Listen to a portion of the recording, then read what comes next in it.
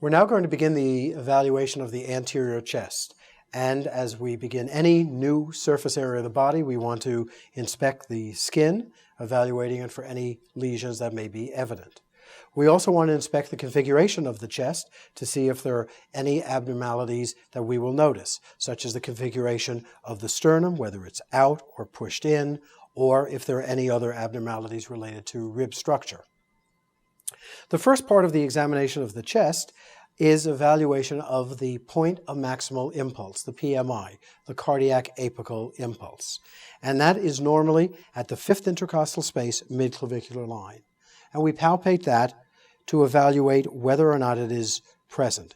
If it's not palpable in this position, you might have the person lean forward a little bit to see if it is evident. If it is laterally displaced, one has some information and some evidence that there may be actually left ventricular enlargement or hypertrophy, thickening of the wall of the heart. We now are going to proceed in evaluation of the examination of the heart and lungs, and most of the examination of the lungs I do lying flat. It's not wrong to do it sitting up, but I'm going to demonstrate the way I do this examination, and that's usually with the patient lying flat.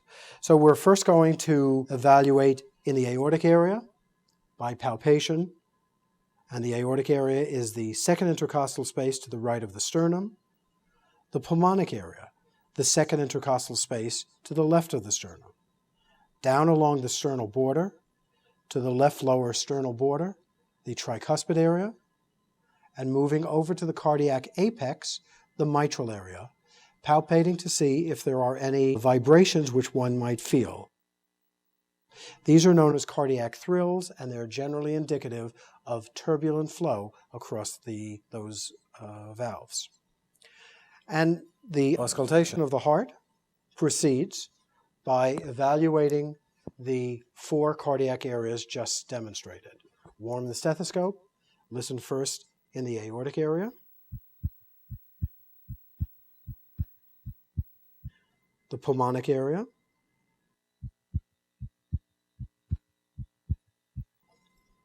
the third intercostal space left of the sternal border, known as Erb's point,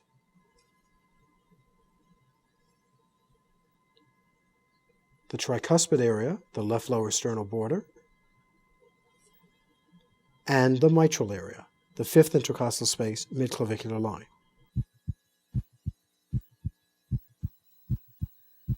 One moves back with the diaphragm to the aortic area and the pulmonic area, known as the base, and as the person leans forward, one listens for the high-pitched diastolic murmur of aortic insufficiency.